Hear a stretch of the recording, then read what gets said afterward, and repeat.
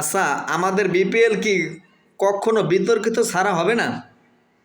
আমাদের বিপিএলে বিতর্ক থাকতেই হবে, এটা আমাদের গায়ে শুয়ে গেছে। গত 2 দিনে 4টা ম্যাচ আয়োজন করছে। গত 2 দিন, আজকে ম্যাচ কাট অফ, আজকে কোনো ম্যাচ নাই, শিডিউল নাই ম্যাচে। আবার আগামীকালকে পরশুদিন 2 দিনে 4টা ম্যাচ আছে। আবার পরশু, তারপর থেকে আবার হইল আপনার 2 দিন কাট অফ ম্যাচ, শিডিউলে কোনো ম্যাচ রাখে না। একটা টুর্নামেন্টে এইভাবে হইলে কীভাবে হয়? দেখেন, এলপিএল বলেন, বিগ ব্যাশ বলেন, আইপিএল বলেন, সিপিএল বলেন, প্রত্যেকটা দিন একটা না একটা ম্যাচ রাখেই। এটা কোন ধরনের শিডিউল করছে? এগুলা কোনো শিডিউল? দৈনিক তাহলে এই যে পিএসএল কি করে? দৈনিক একটা ম্যাচ রাখে। আইপিএল কি করে? একটা ম্যাচ রাখে, ছুটির দিনে 2টা ম্যাচ রাখে।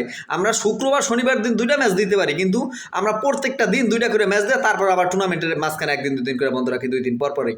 এগুলো কোন ধরনের টুর্নামেন্ট? বিপিএল গভর্নিং বডি কি কলা শোষে? গভর্নিং কাউন্সিল যে কলা শোষে? আমরা শুধু চিনি টাকা। গতকালকে দেখলাম আপনার একটা হোর্স টুর্নামেন্টে, এটা তো বিপিএলটা কিন্তু বিশ্বব্যাপী ফ্র্যাঞ্চাইজি লিগের ভিতরে একটা, বিভিন্ন দেশে দেখানো হয়। এই টুর্নামেন্টটায় চিটাগাং কিংসের যে হেলমেটটা, এগুলা কি পাড়ার ক্রিকেটে হেলমেট না? যে হেলমেট প্যাট একটা টুর্নামেন্টের মতো খেলোয়াড়, উপরে হেলমেটের উপরে আগের কোন দলের হেলমেট পরে নামছে সম্ভব না, নাকি দাঁড় করে আনছে চিটাগাংসের মালিক, কাপড় মোড়ানো, তারপর হেলমেট পরে খেলতে নামছে। এগুলাকে একটা টুর্নামেন্ট? এগুলোকে বিপিএল গভর্নিং বডি কাউন্সিল কি করে? আর বিসিবি কি করে? এগুলো বিসিবিও তো তাদেরকে শোকেস করা দরকার। এগুলো কোন ধরনের টুর্নামেন্ট? আজকে 2 দিন ম্যাচ চলার পর আজকে আবার রাখছে, কাট অফ রাখছে ম্যাচ, কোনো ম্যাচ শিডিউল রাখে নাই।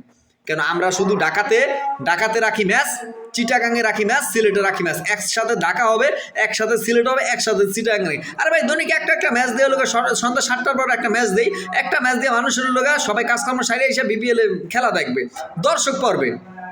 জিনিসটা কি? আরে আমরা খেলা দেই 12টা বাজে, মানুষজন থাকে কাজকর্মে, আর আমরা দর্শক খরায় ভুগতেছি।